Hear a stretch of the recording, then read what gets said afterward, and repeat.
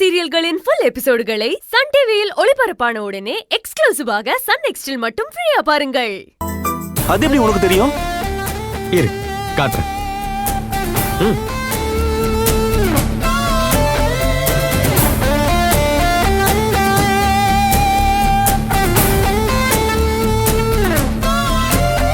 இங்க பாத்தியா? இத பார்த்தா யார மாதிரி தெரியுது? அழகா இருக்கான்ல? டேய், இவர் எங்கேயும் நான் பார்த்த மாதிரி இருக்குடா. ஆமா ஆமா, அதான் பொண்ணுங்களை கூட ரொம்ப பிடிக்குமே. அந்த 2 பேரு. என் பேரு நம்ம ஹரிஷ் கல்யாண். ஹரிஷ் கல்யாண்டா, ஹரிஷ் கல்யாண். இந்த பியார் பிரேமா காதல் ஹரிஷ் கல்யாண். என்னடா முறைக்கிற? இல்லையா? இல்லடா, நல்லா பார்த்து சொல்லு. நீ கரெக்டா சொன்னா உனக்கு நான் ட்ரீட் வைக்கிறேன். ட்ரீட்டா? இப்ப கரெக்டா சொல்லுவோம் பாரு. நல்ல ஹேர் ஸ்டைலு, பார்க்க நல்ல ஹீரோ மெட்டீரியல் மாதிரி இருக்கான். அதேதான். வந்து பக்கத்துல வந்து இவன்டா. இங்க வரைக்கும் வருது சொல்ல முடியலடா. துப்பிடு. ஐயோ, கான்சென்ட்ரேட் கான்சென்ட்ரேட் கான்சென்ட்ரேட். யார் யார் யார்? மச்சான் மச்சான், இவன் ஜெயிலா? ஜெய்யா? அதான் சுப்பிரமணியபுரம் ஜெய். கண்கள் இருந்தால் உன் கண்கள் இருந்தால் அவன்டா. ஏய், பொறுமைய சோதிக்கிறடா. இதெல்லாம் பண்ணாதடா. நல்லா பார்த்து சொல்லு. உனக்கு ஒரே ஒரு லாஸ்ட் கெஸ் பாரு. இது யார மாதிரி இருக்கு? இப்ப கண்டுபிடிக்க மச்சான். ட்ரீட் இருக்குல்ல மச்சான்? நீ முதல்ல சொல்லு, அப்புறம் பாப்போம். ஆமா மச்சான், பாரா செம ஷார்ப்பான ஐஸ். இப்பதான் வந்துட்ட. நோஸ் பாரு எவ்வளவு ஷார்ப்பா இருக்கு. இருக்குல்ல? எங்க பாத்திருக்கேன்? யாரு யாரு யாரு யாரு? கண்டுபிடிச்சடா, நம்ம சசிகுமார்டா.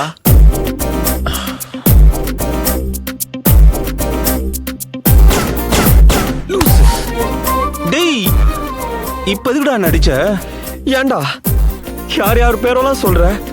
ஒரு ஆங்கிள் கூடவா உனக்கு இது என்ன மாதிரி தெரியல? என்ன உன்ன மாதிரியா? எங்க காட்டு பாரு நல்லா. ஆமாண்டா, இன்னொரு ஆங்கிள் உன்ன மாதிரி தான் இருக்கு. இருக்கும்ல? இது யார் வரைஞ்சாங்கன்னு தெரியுமா? நீயே வரைஞ்சுக்கிட்டியாடா? இது அனாமிகாவே வரைஞ்சதுடா. அவ எதுக்கு உன்ன வரையணும்? ஏன்னா நீ ஒரு முட்டாள். அவ மனசுல நான் இருக்கேன். என் மேல இருக்கிற லவ்ல அவ ஆசையா என்ன வரைஞ்சிருக்காடா. அப்ப போய் லவ் சொல்ல வேண்டியதானே? அங்கதானே சிக்கலே. என்ன சிக்கல்? அவளுக்கு என்ன முழுசா பிடிச்சிருக்கா இல்லையான்னு தெரியாம லவ் சொல்றது ரிஸ்க் மச்சி. லவ்வ பொறுத்த வரைக்கும் முதல்ல தெரிஞ்சுக்கணும், அப்புறம் தான் தெரிய வைக்கணும்.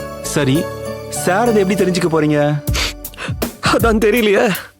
ஏன்டா டேய், அதுக்குதான் கையிலேயே ஒண்ணு இருக்கு, அது போதாதா? இது டிசைனா? நீங்க பண்ண போற அனிமேஷன். என்னடா சொல்ற?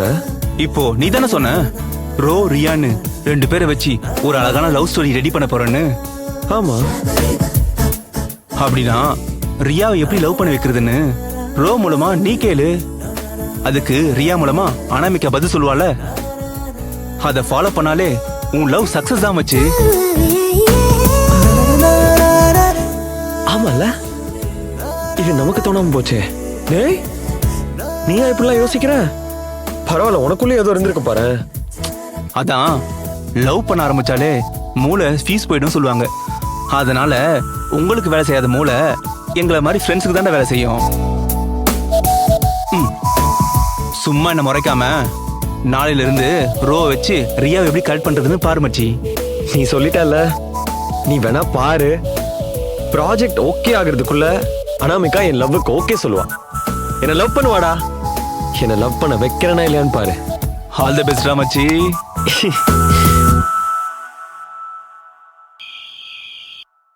ஆமாங்க. அனாமிகாவே அப்படி சொன்னாலா? ஆமாங்க. அந்த பையனை பிடிச்சிருக்குன்னு சொன்னாலா? ஆமாங்க.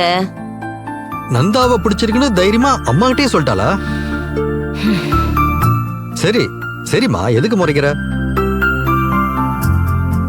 அப்போ அனாமிகாக்கு மனசுல லவ் வந்துருச்சுன்னு தெரிஞ்சு போச்சு. அவ எப்போ அந்த பையனை பத்தி ஆஹா ஓஹோன்னு பேசினாலோ அப்பவே எனக்கு தெரிஞ்சிருச்சு.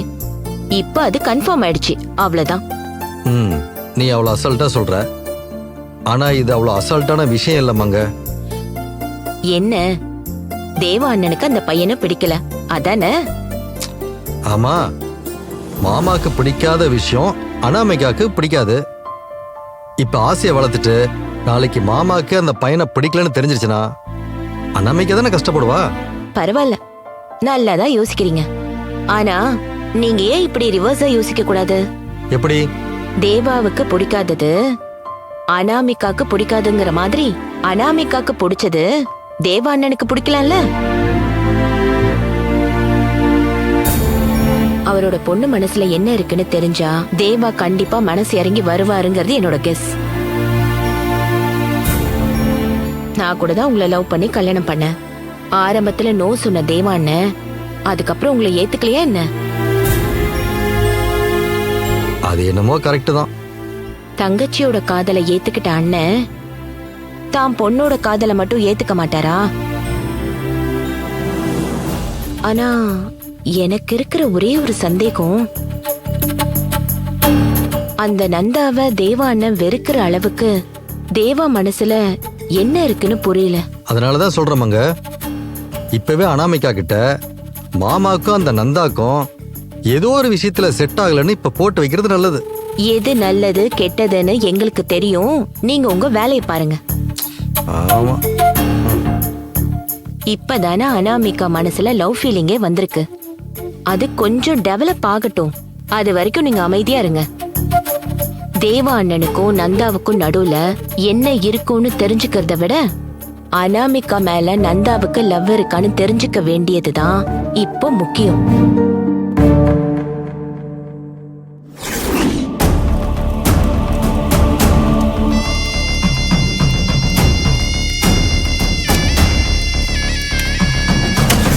என்னுடைய சக்தியின் மூலமா நான் உனக்கு ஒரு குட்டி சாத்தனோட உதவி கிடைக்க வழி செய்றேன். சம்பா, நான் சொல்றத நீ நல்லா நினைவுல வச்சுக்கோ. இந்த குட்டி சாத்தனோட சக்திய நீ ஒரு முறை தான் பயன்படுத்த முடியும்.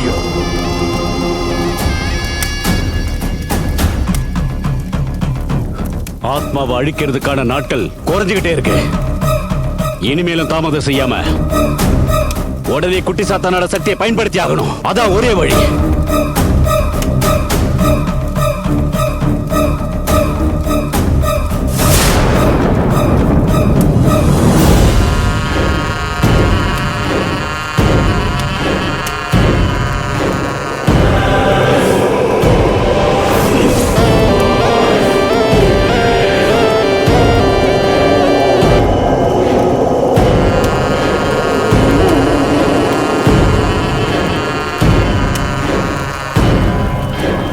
நான் இங்க வர வச்சதுக்கு காரணம் என்னன்னு சொல்லு.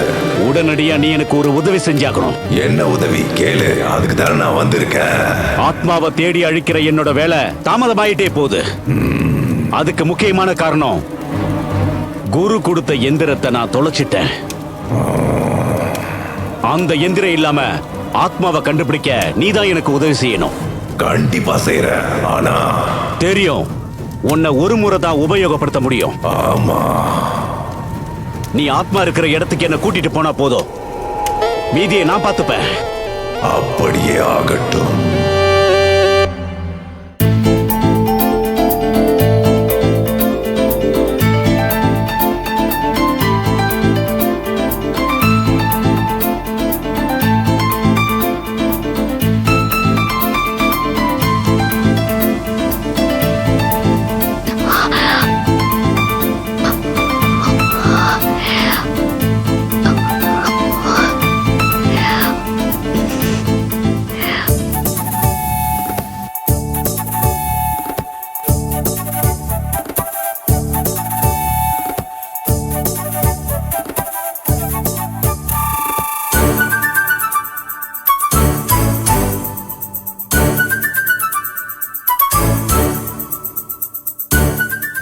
எதுக்காக நந்தாவோட முகம் நம்ம மனசுல வரணும்?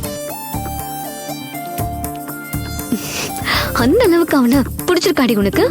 ஹ?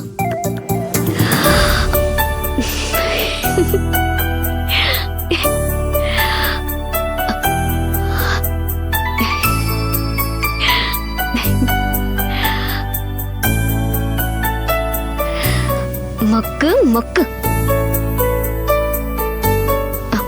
சரி சரி, திட்ட மாட்டேன்.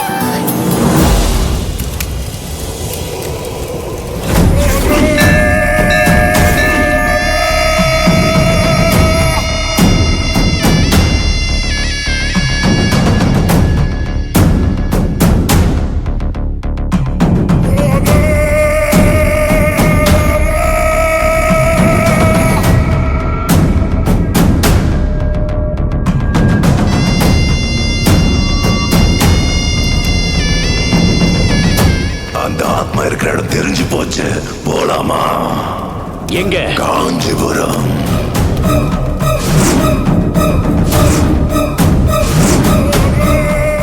என்னை பின்தொடர்ந்து வா.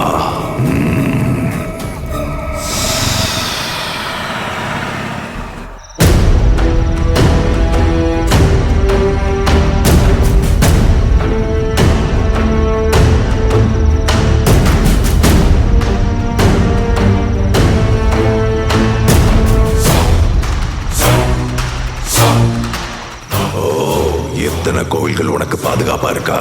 பாத்துக்கிறேன். இனி அந்த ஆத்மா என்கிட்ட இருந்து தப்பவே முடியாது. ஓம் நம சிவாய், ஓம் நம சிவாய், ஓம் நம சிவாய், ஓம் நம சிவாய்.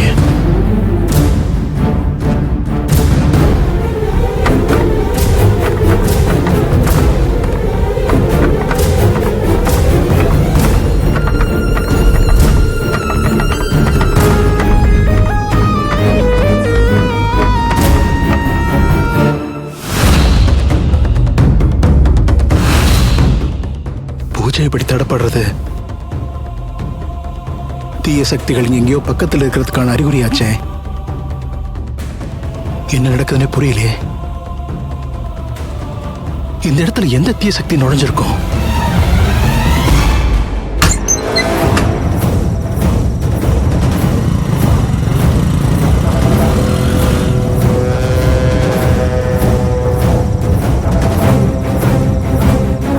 அந்த எந்திரத்தை எடுத்து பார்த்தா யாருன்னு கண்டிப்பா தெரிஞ்சிடும்.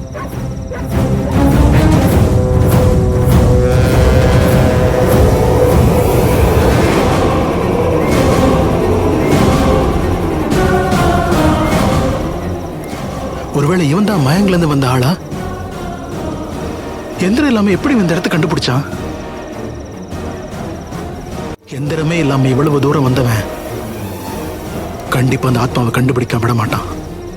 அதுக்கு முன்னாடி நாம கண்டுபிடிக்கணும். இல்லைன்னா இந்த பேரழிவுல இருந்து இந்த உலகத்தை காப்பாற்றவே முடியாது. சீக்கிரமா அந்த ஆத்மா இருக்கிற இடத்தை கண்டுபிடி. என்னாலே அந்த ஆத்மாவை உணர முடியுது. இன்னும் ஒரு சில நொடிகள் போதும். அதை இழுத்துட்டு வந்து உன் முன்னாடி நிறுத்துறேன். நீ இங்கே இரு.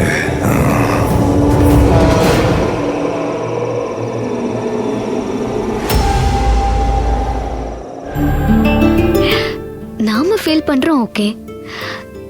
சாரும் அதே மாதிரி ஃபீல் பண்றாரான்னு தெரியலையே.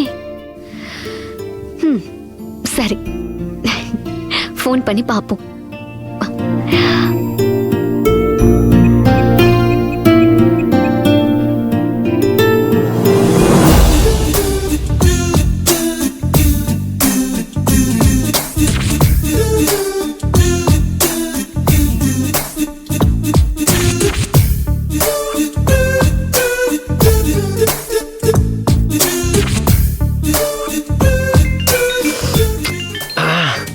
இந்த மாதிரி நேரத்துல யாருடா கால் பண்ணி டிஸ்டர்ப் பண்றீங்க?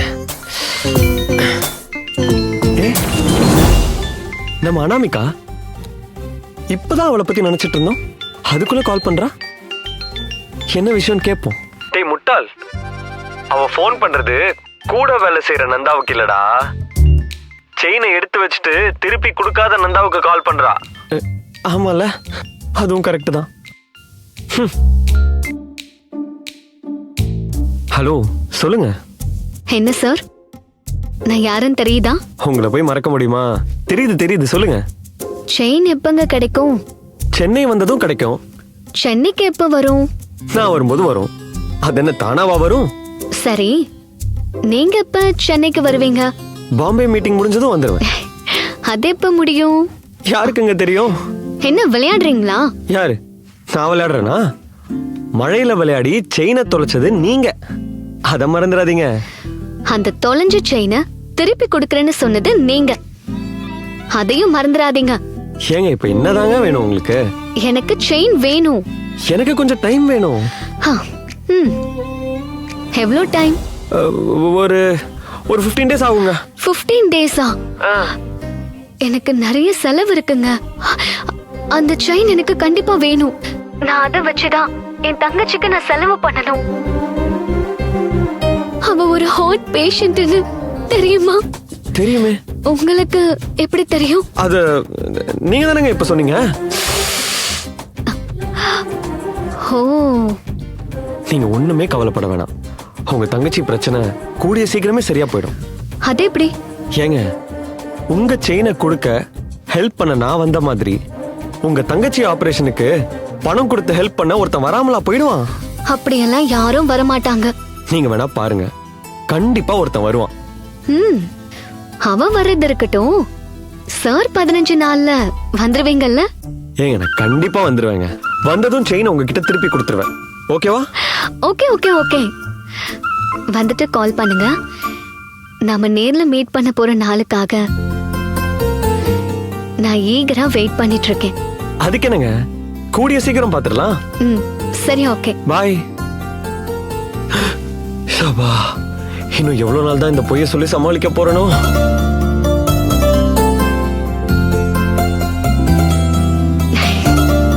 Two blind.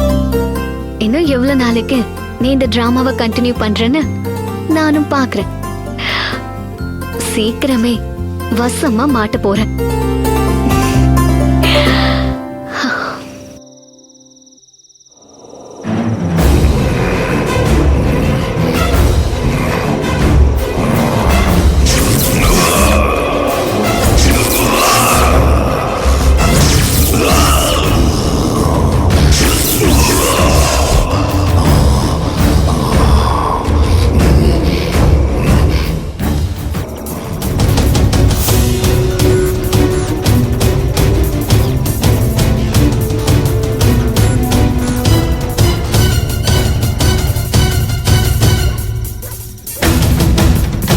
இவனுக்கு மட்டும் அந்த ஆத்மா இருக்கிறன்னு தெரிஞ்சா இந்த உலகமே நரகமாயிடும். இதை எப்படி தடுக்கிறது? என்னாச்சு, கண்டுபிடிச்சிட்டியா? இல்ல, என்னால அது முடியலையா? ஆமா, இந்த ஊர் அதிகமான தெய்வ சக்தியால சூழப்பட்டிருக்கு. சாத்தானான என்னால அந்த தெய்வ சக்தியை தாண்டி அந்த ஆத்மா இருக்கிற இடத்துக்குள்ள நுழைய முடியல.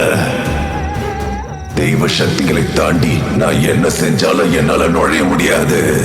உன்னை நம்பி இங்க வர வச்சது இதுக்கு தானா? ஆத்திரப்படாத, என்னாலதான் உள்ள நுழைய முடியல, ஆனா உன்னால முடியும். என்ன சொல்ற? ஆமா, இந்த ஊரோட மேற்கு பக்கத்துல தான் அந்த ஆத்மா இருக்குன்னு என்னால உணர முடியுது. நீதான் அந்த ஆத்மாவை தேடி கண்டுபிடிக்கணும். நீ உடனே மேற்கு திசையில இருக்க மயானத்தை கண்டடைஞ்சு அங்கேயே தங்கி ஆத்மாவை தேடுற வேலையில இறங்கு. கிரகணம் முடியறதுக்குள்ள காரியத்தை முடியும். என்னால இவ்வளவுதான் முடியும்.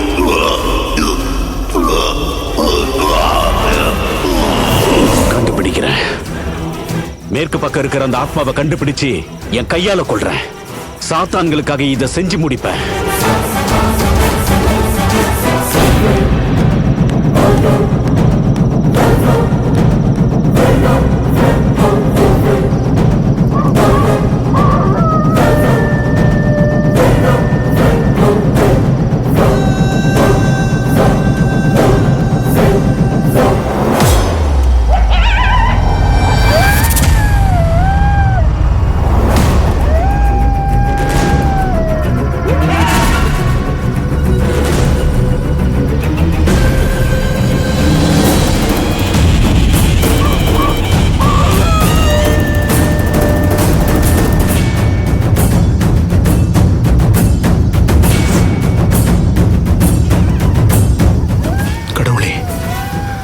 ஆத்மாவை இந்த தீய சக்திகள் கொஞ்சம் கொஞ்சமா நெருங்கிக்கிட்டு இருக்கு.